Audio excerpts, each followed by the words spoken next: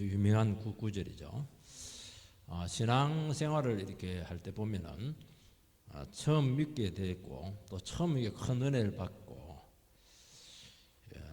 시작할 때 이때는 뭐 도리어 큰 문제가 없습니다. 물론 뭐 좀 예수가 잘 안 믿게 되기도 하고 그렇게 하지만은 그거야 뭐 아직 그 신앙의 기초가 없어서 그렇게 한 것이죠. 근데 신앙생활 잘하다가 진짜 문제가 될 때가 있어요. 심지어 신앙을 그만두시는 분들도 있습니다. 그건 뭐냐니까 너무 큰 현실의 벽에 딱 부딪히게 되면은 신앙이 막 뿌리째 흔들리고 대개는 두 가지입니다. 꺾여가지고 신앙이 막 굉장히 떨어진다든지 아니면 뭐 세상으로 아예 간다든지 그렇게 하는데 혹 간혹 이 어려움을 딱 극복을 해서 앞으로 쭉 뻗어가시는 분들이 있습니다. 그건 굉장히 소수입니다. 그래서 대개 이런 이제 상황을 겪게 되는데 이게 굉장히 그 중요한 인생의 지점이에요. 신앙의 지점. 그 이스라엘 백성들도 지금 출애굽하고 나서 홍해도 건너고 또 얼마나 하나님과 밀을 관계였습니까? 뭐 시내산에서 율법도 받고 뭐 참 메추라기도 먹고 굉장히 좋았죠. 그런데 가나안 입구에서 딱 멈춰버렸어요. 여기서 마지막 한 고비만 딱 넘기면 되는데 여기서 주저앉았습니다. 그래서 그 현실 앞에 믿음이 막 뿌리째 뽑혀버렸어요. 어떻게 우리가 가나안 땅을 차지하냐? 못한다. 우리 전쟁하다 죽이려고 하나님께서 이곳으로 보냈나? 돌아가자. 그동안 뭐 은혜 받은 거, 순수했던 거, 좋았던 거, 기적들 이런 것들은 하나도 없어지고 이 현실 앞에서 그냥 신앙 자체가 무너지게 된 겁니다. 사실 무너졌다고 하지만은 이게 그들의 모습이었어요. 그동안 하나님께서 은혜를 주셔가지고 이렇게 됐지. 여기서 한번 신앙이 점검이 돼야 되는 것입니다. 그래서 결국에는 이스라엘 백성들은 바로 축복으로 갈 수 있었는데 40년 동안 방황을 했습니다. 방황을 하고 또 축복으로 갔으면 되는데 두 사람 빼놓고는 전부 다 광야에서 그냥 끝내버렸습니다. 이 신앙이 그럴 수가 있다는 거예요. 이걸 딱 넘겨야 된다는 거예요. 오늘 크게 세 가지를 말씀합니다. 첫 번째는 백성들의 불신이에요. 10명의 정탐꾼의 보고를 받고 나서 이스라엘 사이안에 엄청난 불신이 나타나게 되었는데 이 반응이 이제 네 가지로 나타납니다. 이 네 가지 대개 이제 불신앙이 한두 가지면 괜찮은데 네 가지로 나타났으니까 얼마나 이 불신앙적인 반응이 심각했는가 하는 것을 알 수가 있어요. 첫 번째는 뭐냐니까 회중들이 소리를 높여서 밤새도록 통곡했습니다. 1절 말씀 온 회중이 소리를 높여 부르짖으며 백성이 밤새도록 통곡하였더라. 이 소리를 높여 부르짖으며 이렇게 되어 있는데 그냥 부르짖는 것하고 다 달라요. 악을 썼다는 거예요. 원어를 보면은 통곡은 언제 하냐면은 죽었을 때 합니다. 장례식장에 가면 통곡하죠.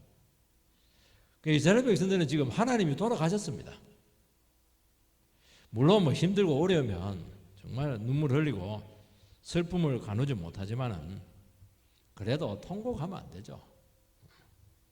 주저앉아가지고 고래고래 소리 지르고 통곡하고 이렇게 분노의 불신은 이거는 너무 심한 겁니다. 어떤 분들은 뭐 그냥 퍼질러 앉아가지고 막 고무신 벗어가지고 뭐 땅을 치면서 막 통곡하고 이렇게 합니다. 신앙은 현실에 대한 반응입니다.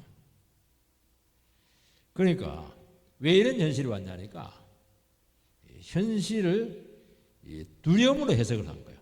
이것도 무섭고 저것도 무섭고 거인들도 무섭고 막 그냥 아이고 뭐 성읍도 무섭고 막 전부 다. 그러니까 무서우니까 안 된다는 겁니다. 현실을 바라는 겁니다. 지금부터 안 늦었다.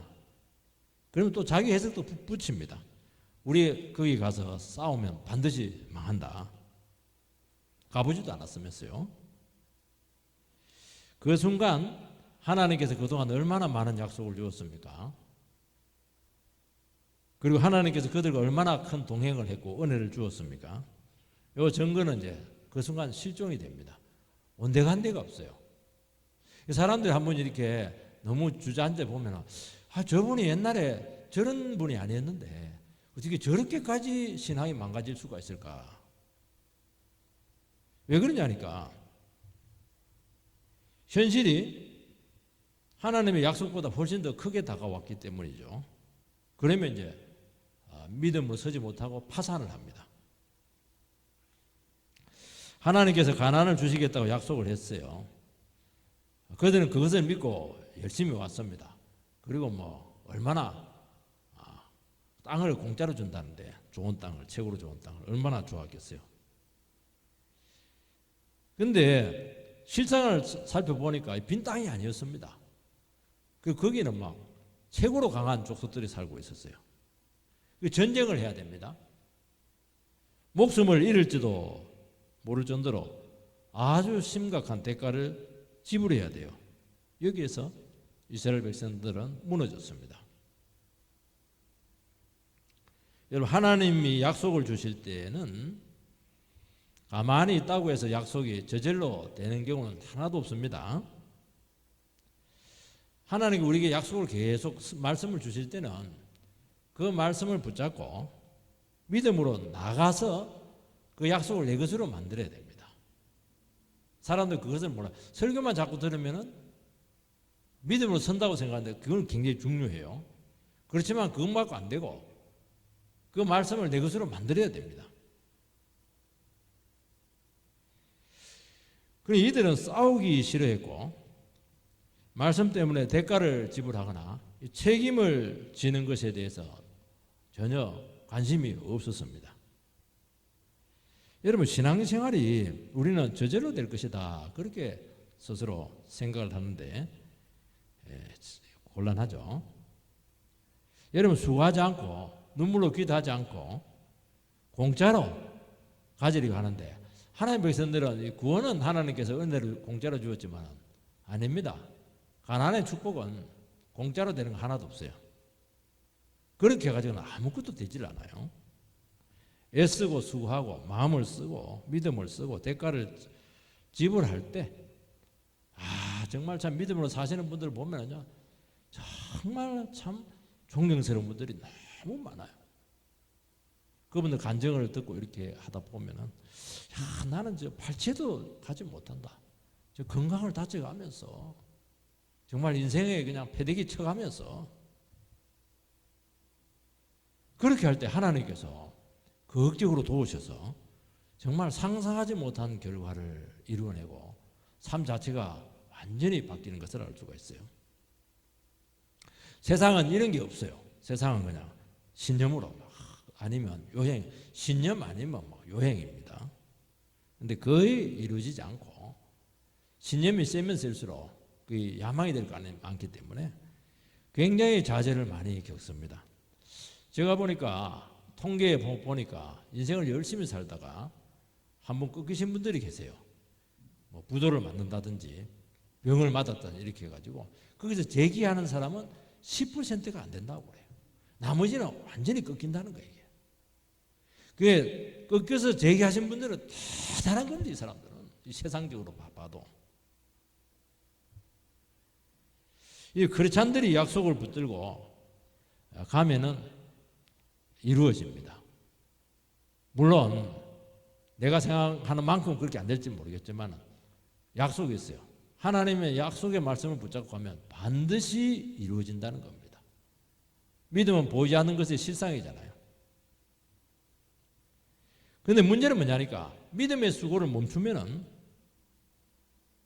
아무것도 이루어지지 않고 아무것도 안 이루어지는 것이 아니고 자기 연민에 빠지게 되고 심취에 빠지게 되고 좌절을 하게 되는 겁니다. 너무 형편이 안 좋아지는 거예요. 가룟 유다 같은 경우에 믿음으로 쭉 가다가 탁 끊겨버리니까 헤어나오지를 못해요. 끝나는 겁니다. 불신자보다 훨씬 더 상태가 좋아지지 않습니다. 그래서 가장 불쌍한 사람이 될 수밖에 없는 거예요. 그래서 우리는 어떻게 해야 되느냐? 죽기 살기로 믿음의 수고를 해야 돼요.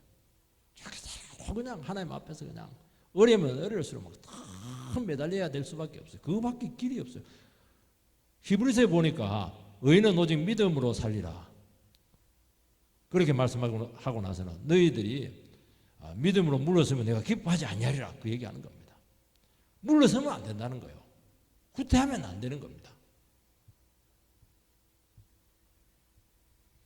왜냐하면 믿음으로 살아왔기 때문에 이 세상 것도 다 잃어버렸어요. 없어요. 그러니까 아무것도 없는 거예요. 그러니까 막 감정이 막 폭발나는 겁니다. 밤새도록 소리 높여가지고 목 쉬도록 뭐 통곡을 하는 거죠. 그것도 한두 사람이 아니고 집단적으로. 왜냐하면 막 다 잃어버렸어요. 애굽도 잃어버리고 미래도 잃어버리고 막 현재도 없고 막 아무것도 없는 거예요. 믿음까지 없으니까 아무것도 없는 거예요. 믿음이 있으면 이제 다 있는데. 그러면서 과거의 은혜와 하나님의 기적적인 개입 이런 것들은 막 실종을 합니다. 하나님의 백성들은 이게 중요한데 하나님께서 붙들고 있고 인도하시고 이런 것들이 중요한데 그게 뭐 없어져 버렸습니다. 우리는 하나님께서 우리의 삶을 이끄십니다. 그리고 많은 은혜를 주셨어요. 이스라엘 백성들은 너무 큰 은혜를 받았잖아요. 그거는 뭘 얘기하냐니까 미래에 대한 자산으로 가지고 있으라는 겁니다. 과거로 돌아가는 것이 아니고 이까지 인도했기 때문에 앞으로 그런 믿음을 가지고 그런 믿음의 수고를 가지고 앞으로 나가라는 거예요. 그런데 뭐 거기서 딱 주저앉아 버리면 과거고 미래고 다 실종입니다. 연결이 안 돼요. 그렇지 않으면 전부 연결하는 사람이거든요. 연결하는 거예요. 어떤 분들은 그 말도 안 되게 연결하시는 분들이 있어요. 뭐 성경을 가지고 억지로 막 적용하고 이렇게 하는데요. 그것도 믿음입니다. 매끄럽지 않아도 돼요. 그래서 여러분들이 기도하고 이렇게 할 때 말이 안 돼도 돼요. 기도를 하면 돼요. 그게 믿음이에요. 하나님이 연결을 다 해줘요. 기도를 안 하거든요. 왜냐하면 하나님 안 계시니까. 그리고 아무리 캄캄해도 과거 주님께서 하신 것을 기억하면 미래에 대한 믿음이 생기는 겁니다. 참 신기해요. 아이고 뭐 예배는 뭐 저 들을 것도 없다. 막 그렇게 해가지고 막 졸리기만 한다. 막 이렇게 하는데 안 그래요. 그런 가운데서도 막 머리 쥐뜯으면서 그냥 나한테 적용해 봐야지. 막 그냥 목사님 설교 왜 이렇게 형편없어? 뭐 그렇게 하는 게 아니고 그렇게 해서요. 머리가 쥐가 나더라도 그걸 갖고 막 필기도 하고 이러면서 내 걸 만들면 영혼이 딱 살아나요. 참 신기합니다. 이게. 두 번째는 이 사람들은 무슨 잘못된 반응을 하느냐. 과거 노예 생활하던 시절을 현재의 모습하고 자꾸 비교를 한 겁니다. 2절 말씀을 보면 이스라엘 자손이 다 모세와 아론을 원망하며 온 회중이 그들에게 이르되 우리가 애굽 땅에서 죽었거나 광야에서 죽었으면 좋았을 것을. 신앙생활 중에서 이 현실이 이제 어려우면은 이 과거에 대한 이 향수가 살아납니다. 과거에 잘 나갔던 그 시절들이 자꾸 생각이 나고 또 이게 막 침체되고 이러면은 옛날에 안 믿었을 때 그 친구들이 자꾸 생각이 나고 만나고 싶어요. 근데 뭐 만나면 침체됩니다. 왜냐하면 나는 믿음 생활한다고요. 연단 받는다고 되어 있는 게 없는데 그 친구들은 이미 많은 것을 가지고 있어요. 그게 또 비교가 되는 거예요. 이게. 아니면 우리가 과거에 꿈꾸었던 그런 모습들이 있어요. 꿈들이 있었어요. 그런데 뭐 그 꿈들이 다 없어지게 된 겁니다. 그러니까 이 과거에 대한 향수가 자꾸 생각난다고 하는 과거가 좋았다. 이 생각하는 게 이게 불신앙이거든요. 비관하는 겁니다. 이스라엘 백성들은 이제 지금 주어진 현실하고 애굽의 노예 시절을 비교를 했습니다. 여러분, 애굽의 노예 시절은 하나님도 없죠. 자유도 없어요. 그 조금 입에 풀칠은 납니다. 입에 풀칠을 하는데 얼마나 중노동에 시달리고 그리고 막 얼마나 고통을 많이 받았어요. 그런데 현실이 너무 힘드니까 그게 향수로 바로한테서 고통당한 그게 좋은 거예요.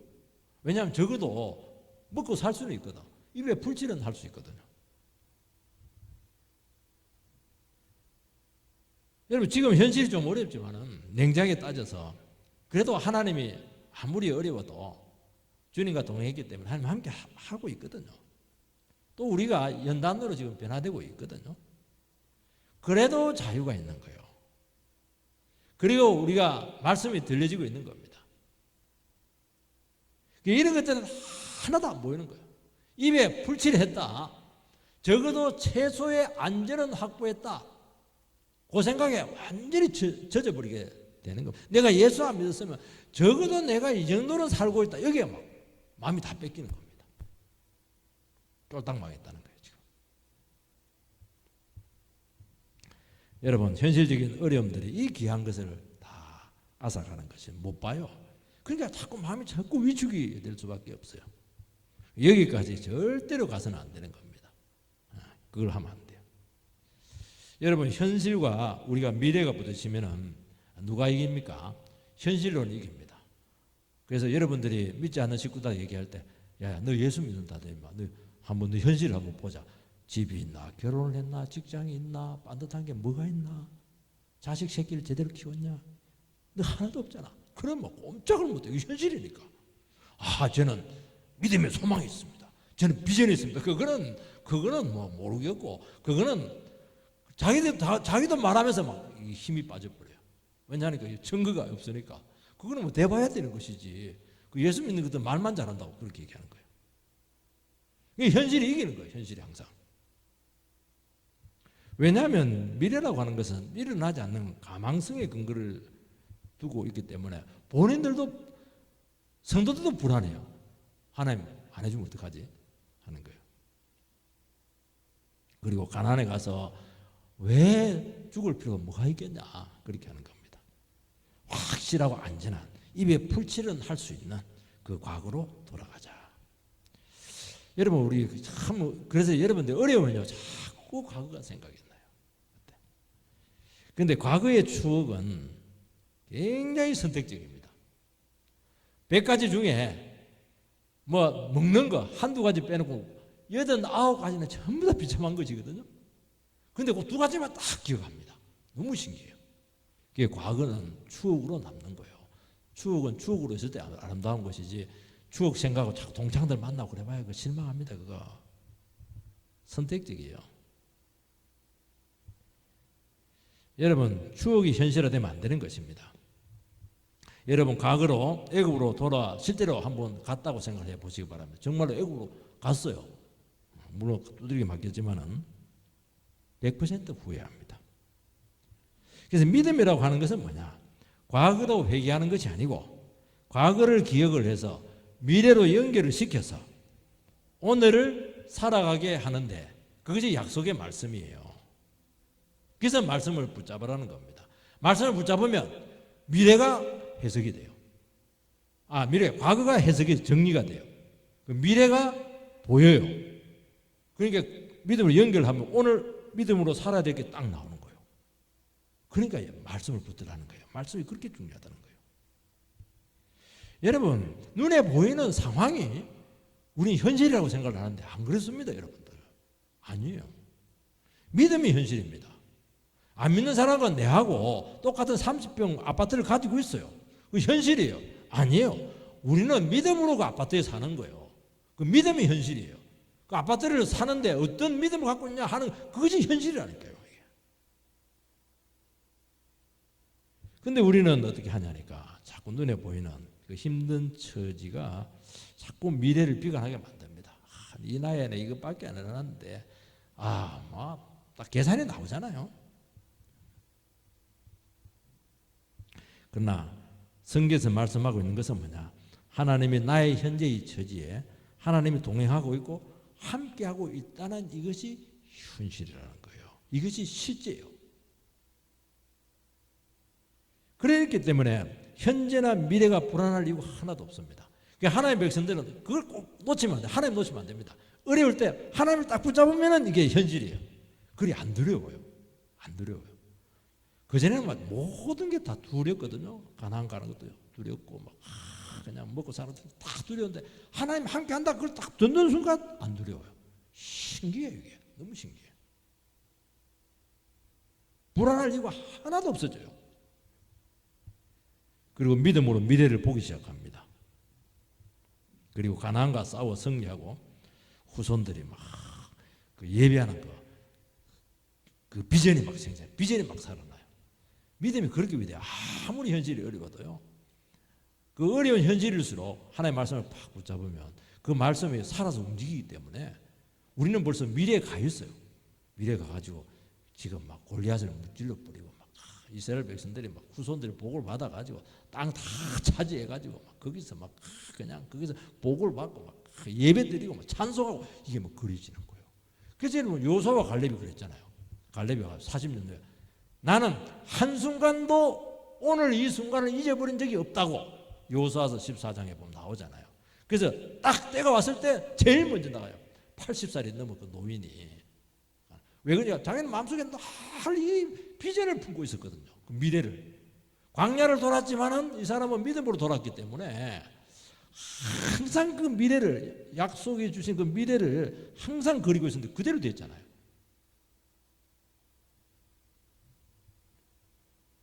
오늘 믿음으로 사는 성도는 항상 소망이 있죠. 세 번째는 이스라엘의 불신앙이 뭐냐니까 현실적인 어려움을 극단적인 미래의 모습으로 상상을 한 겁니다. 3절 말씀을 보면은 어찌하여 여호와가 우리를 그 땅으로 인도하여 칼에 쓰러지게 하려 하는가? 우리 처자가 사로잡히리니 애굽으로 돌아가는 것이 낫지 아니하냐? 이 이스라엘 백성들은 하나님께서 가나안으로 인도해서 칼에 죽게 한다. 그러니까 믿음이 없으면 이렇게 해석을 합니다.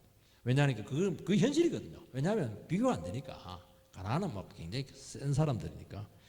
그리고 처자들은 사로잡혀갖고 노예로 비참하게 살 것이다. 이렇게 이제 상상을 한 겁니다. 여러분 상상의 미래는 그냥 실상이 아닙니다. 그건 상상이에요. 그 자기 생각이에요, 여러분들. 왜 그런 상상을 하냐니까 현실적인 상황의 어려움을 통해서 생각이 너무 나간 거예요. 하나님께서 마땅히 생각할 그 이상은 생각하지 말라고 했거든요. 우리가 생각을 해요. 당연히 생각을 하죠. 비관적이다, 비관적이다, 내 미래는 이 정도다 이렇게 하는데 어느 순간 딱 가면은 하나님 안 기뻐하는 순간이 나와요. 이거는 아니다. 이거는 내 영역을 벗어난 것이다. 그건 불신앙이에요. 거기서 멈추라는 거예요. 멈출 수가 있어요. 멈추는 방법이 여러 가지가 있어요. 뭐 찬송을 한다든지, 기도를 한다든지, 뭐 예배를 드린다든지. 요즘은 유튜브가 많아가지고 한 설교 한 6번 들으면 돼요. 저는 6번 들으니까 딱 잡히더라고요. 그 생각이 가면 안 돼요. 갈 때까지 가거든요. 그러면 이제 끝나는 거예요. 거기서 헤어나오지를 못해요. 여러분, 그 추측은 추측이지 사실은 아니에요. 사실은 말씀이에요. 그래서 성도님들께서 어려움이 오면은 항상 최악의 시나리오를 씁니다. 왜냐하면 감정이 너무 안 좋으니까. 상태가 안 좋으니까. 거기서 막 헤매고 있어 벌써 막. 진흙탕에서 막 기고 있고 뒹굴고 아니 지금은 뭘 기고 괜찮은데 근데 본인은 지금 가지고 지금 많이 노숙자가 돼가지고 완전히 지금 오랑해서 지금 막 기고 있는 거예요. 이게. 여러분 부정적인 생각이 드는 것은 당연하죠. 자연스럽죠. 어려우니까. 그런데 그 생각에 지배를 하게 되면은 하나님께서 그 다음부터는 역사할 공간에 야야야 나와 말씀 들어 하나도 안 들려. 너무 신기해요. 이게. 여러분 우리의 미래는 하나님께 있습니다. 우리는 항상 하나님께 있다는 것은 말씀으로 우리 미래를 그리라는 거예요. 그런데 우리는 말씀으로 그리지 않고 나의 주어진 처지에서 미래를 그리는 거예요. 그러니까 항상 안 맞죠. 믿음으로 그려야 돼요. 하나님 말씀을 갖고 미래를 그린다고 하는 것은요. 믿음으로 그려야 되는 거예요. 믿음. 하나님께서 나에게 내가 예수를 믿고 가면은 반드시 축복을 주신다. 그런데 현실은 절망이잖아요. 그러니까 믿음을 써야 되는 거예요. 아, 지금 어려울 때 여기 내가 주님 부인하지 말고 더 믿음으로 내가 찬송하면서 가자. 그러면 그림이 확 바뀌어 버려요.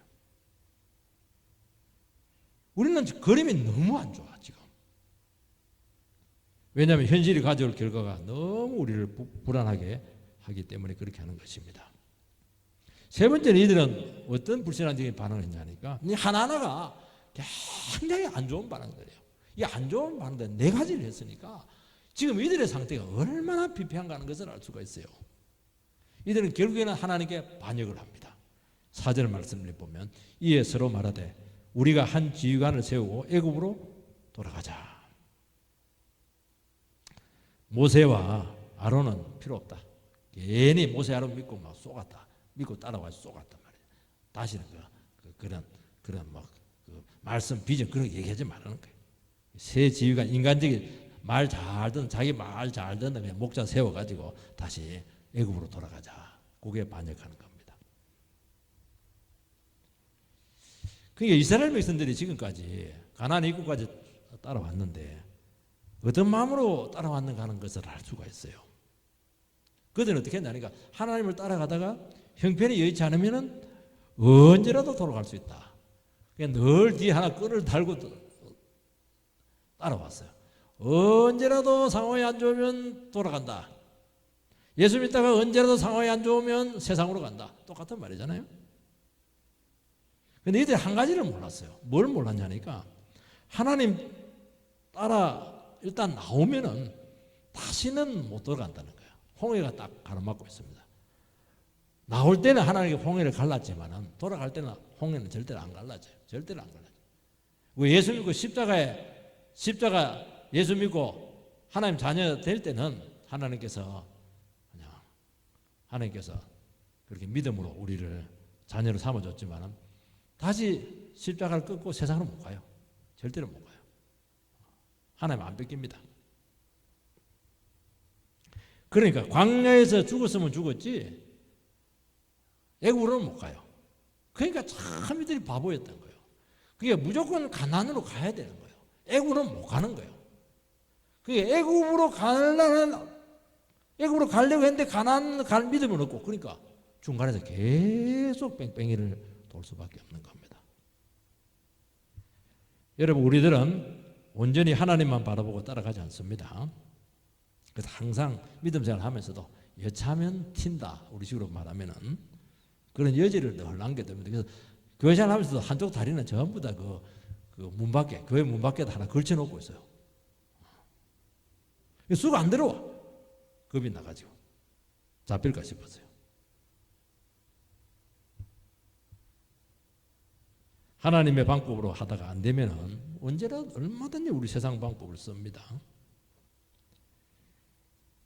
그러다가 하나님 그거 한 테러를 막아버려요. 그래서 점점 세상에서 기회가 사라지게 되고 그러면 심한 두려움에 빠집니다. 더 이상 세상으로 돌아갈 수가 없어요. 벌써 정령이 너무 뿌리고 막 어떻게 막 세상에 기회가 없어요. 취직도 어렵고 결혼도 어렵고 막 어려워. 믿음 생활 하다가 보니까 기회가 다 차단이 되어버렸어요. 하나님은 다시는 돌아가지 못하도록 막다른 골목으로 우리를 몰아서 세상에 대해서 죽게 합니다. 그래서 그동안 막 믿고 있었던 의지가 된 그 사람들, 이 사람들에 대해서 철저히 실망합니다. 그래도 마무리 있거든요. 누군가 나를 받아줄 거야. 아닙니다. 그 사람들 실제로 가보면요. 완전히 냉정하게 막 팽개칩니다. 우리를. 그 사람 의지하지 말라는 거예요. 못 맞춰서 이 직장에서 비전을 펼치면서 여기서 내가 미래를 건다 이렇게 하는데 명퇴당합니다. 명예퇴직당해요. 버림받습니다. 그런 식으로 하면 하나님의 백성들이 그렇게 하면 안 되거든요. 하나님께서 보내신 직장이니까 거기서 하나님 뜻을 이루어드리는 것이지 그게 왜 목숨을 걸고 그렇게 해요. 여러분 세상에 대한 가능성을 버리지 않으면 안 되도록 그렇게 하시는 겁니다. 그런데도 불구하고 꾸역 과거로 세상으로 돌아가려고 하면 그때부터 이제 본격적인 방황이 시작되는 거예요. 두 번째는 모세와 아론의 대처입니다. 5절 말씀을 보면 모세와 아론이 이스라엘 자손의 온 회중 앞에서 엎드린지라. 모세와 아론은 백성들의 반역과 원망에 대해서 막 할 말이 없었어요. 그래서 온 백성들이 보는 앞에서 막 땅을 치고 후회하고 통곡하고 막 그냥 곡을 하고 이렇게 했는데 막 그래서 막 엎드려 버렸어요. 엎드려서 둘 다 막 엎드려 버렸어요. 우리는 몽둥이하고 막 때릴 텐데 그렇게 안 하고 그렇게 했었어요. 그 백성이 전체가 불신앙에 빠져서 막 하나님을 원망했겠습니까? 두 사람들은 뭐 얼마나 원망하고 폭언을 하고 막 그들이 막 대적을 하는데 어떻게 말을 할 수가 없어요. 왜냐하면 저것들이 주동자들이니까. 엎드린 이유는 딱 두 가지입니다. 첫 번째는 이것까지 오는데 두 사람이 결정적인 책임이 있다는 거예요. 백성들이 그렇게 생각을 합니다. 그러니까 모세가 이스라엘 백성들을 가나안으로 이끌면서 자꾸 비전을 준 거예요. 하나님께 가나안 땅을 주었어. 적과 꼴이 흐르는 거야. 믿음으로 가면 무조건 갈 수 있어. 지금 참아. 이렇게 한 거예요. 그런데 딱 가보니까 이게 뭐 쏘갔다. 배신당했다. 백성들은 그렇게 생각을 한 겁니다. 모세와 아론은 가나안에 가면은 전역을 해서 땅을 너희들이 직접 차지해야 된다. 이거 모든 것을 다 말해줄 수 없습니다. 그거 미리 말해주면 아무도 안 따라옵니다. 하나님께서 또 이거 미리 말해줄 필요가 없는 거예요. 아니 애들 앞에 어린 자녀 앞에 그냥 오늘 하루 그냥 기도하면서 살아 그 얘기하지 한 달 후 걸 얘기할 필요가 없는 거예요. 단지 말씀에 순종하고 믿음으로 자라고 그리고 주님 따라가다 보면은 그들이 신앙이 자라기 때문에 얼마든지 현실적인 어려움을 이겨낼 수 있을 것이다. 그거 보고 가는 겁니다. 어떻게 주의 종이 다 할 수가 있겠어요? 그래서 부지런히 말씀을 가르친 거예요. 모세는 아무것도 안 했어요. 오직 설교만 했습니다. 그런데 이스라엘 백성들이 현실을 딱 파악했을 때 그리고 말씀으로 그들이 극복을 해내지 못했을 때 허물어졌을 때 정말 손을 쓸 방법이 없어요. 이런 말씀으로 안 되면 안 되는 겁니다. 이게 믿음의 세계의 원리입니다. 돈으로도 안 돼요. 그동안 아무리 밥 사줘도 아무 상관없어요. 말씀으로 안 되면 안 되는 거예요. 물론 도와주긴 하겠지만은 말씀을 은혜 받고 자기가 믿음으로 자기 자신 일어서지 못하면 결국에는 안 돼요. 어떻게 대신 믿음으로 살아줄 수가 없어요. 그거는 자식도 마찬가지잖아요. 해볼 도리가 없다는 거예요. 두 번째는 백성들의 반역에 대해서 모세 아론은 너무너무 그들의 미래가 걱정스러웠어요. 여러분 믿음을 써야 될 때가 있거든요. 인생에 중요한 고비가 있는 거예요. 그때는 믿음을 써야 돼요. 그래야 극복이 될 뿐만 아니고 신앙도 자랄 뿐만 아니고 축복의 자리로 가는 겁니다. 그런데 믿음을 써야 될 때 쓰지 않고 딱 물러서면은 하나님께서 히브리서 말씀한 것처럼 안 기뻐한다는 거예요. 안 기뻐한다는 그 말이 무슨 말이냐? 이제 놔둔다는 거예요. 그러면 이제 재앙이 기다리고 있습니다. 놔두는 게 아니에요. 그게 놔두는 게 아니에요. 믿음을 써야 될 때 딱 믿음을 안 쓰면 믿음이 없어져 버려요. 상태가 더 나빠지는 거예요. 그 재앙이 계속 온다는 거예요. 믿음으로 살려고 하고 소망을 가지고 살고 이렇게 할 때 하나님께서 축복을 하시고 길을 열어주시고 비전을 주시고 도와주시지. 맥을 놓고 있는데 하나님 어떻게 할 수가 없는 거예요. 그게 자체가 재앙이라는 거예요. 하나님의 말씀으로 설득을 했는데 굳이 불신앙으로 나가시는 분들이 있어요. 대책이 없어요. 그때는 괴롭죠. 깨닫게 할 수도 없고. 왜냐하면 그 방황할 그 인생을 생각하면 힘든 거예요. 얼마나 징계를 많이 당하겠어요. 얼마나 방황을 많이 하겠어요. 결국에는 점점 망해갈 텐데 영적으로 참 불쌍한 생각밖에 없는 거예요. 그래서 말은 못하고 그들 앞에서 엎드려서 울고 있는 거예요. 지금.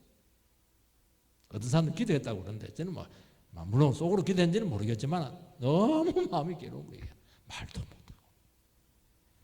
세 번째는 여호수아와 갈렙이 설득을 합니다. 6절에서 9절 말씀을 읽어보면은 그 땅을 탐지한 자 중 눈의 아들 여호수아와 여분네 아들 갈렙이 그 옷을 찢고 이스라엘 자손의 온 회중에게 말하여 이르되 우리가 두루다니며 탐지한 땅은 심히 아름다운 땅이라 여호와께서 우리를 기뻐하시면 우리를 그 땅으로 인도하여 들이시고 그 땅을 우리에게 주시리라. 이는 과연 젖과 꿀이 흐르는 땅이니라.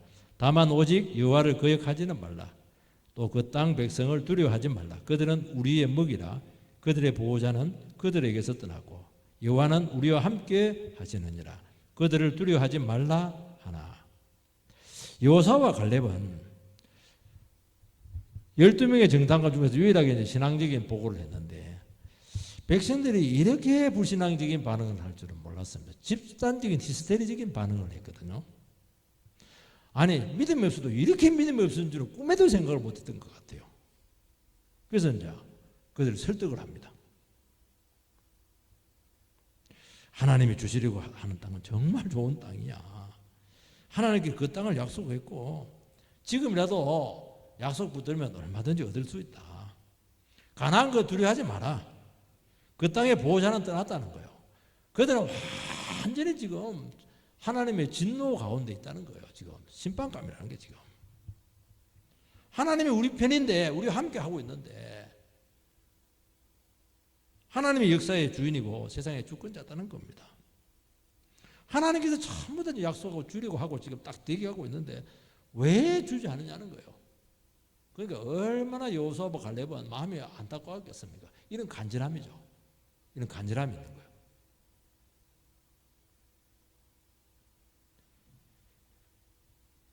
그들은 우리의 먹이다는 거예요. 옛날 성경은 뭐 밥이다 이렇게 했는데 먹이라는 거예요. 우리가 먹이다는 거예요. 먹거리가 많은 거예요. 지금 요즘 뭐 금리가 올라가지고 미국이 더 올린다고 그래요. 왜 올리냐 하면은 먹거리 만들려고 그러는 거예요. 지금 중국 부동산 때리고 뭐 그냥 어디 유럽도 때리고 이래 가지고 어느 한 나라 무너지면은 또 뭐 지금 러시아는 이제 때렸으니까 먹거리가 막 생기는 거예요. 금리 좀 올라갈지도 몰라요. 그러면 파산할 거 아닙니까? 그러면 공짜로 싹 챙기는 것이죠. 하나님께 파산 다 시켜놨으니까 가나안 땅 저것들 너희들 먹이다는 거예요. 먹여. 가서 그냥 취하기만 하면 되는 거예요. 이자율도 필요 없고 그냥 투자할 필요도 없고 그냥 가서 건지라는 거예요. 그거 왜 못하냐는 거예요 지금.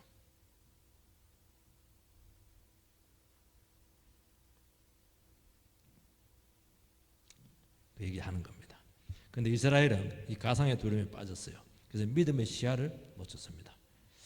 여러분 우리가 세상을 이기는 방법은 시야의 문제입니다. 말씀의 시야를 반드시 확보해야 돼요. 까막눈 되면 안 됩니다. 제가 설교 준비하다가 어느 목사님 이제 설교를 한번 봤어요. 근데 그분이 아주 아주 예화가 참 좋더라고요. 신앙인한테는 이제 두 가지 눈이 있다는 거예요. 하나는 벌레의 눈이 있고 하나는 새의 눈이 있다는 거예요. 벌레의 눈은 뭐냐? 이 지렁이 같은 야고바, 벌레 같은 인생들아. 예수 믿기 전에 성화되기 전에 그 눈이라는 거예요. 그렇다는 거예요. 벌레의 눈은 불신앙적인 눈이기 때문에 현실만 딱 본다는 거예요. 아무것도 못 본다는 거예요.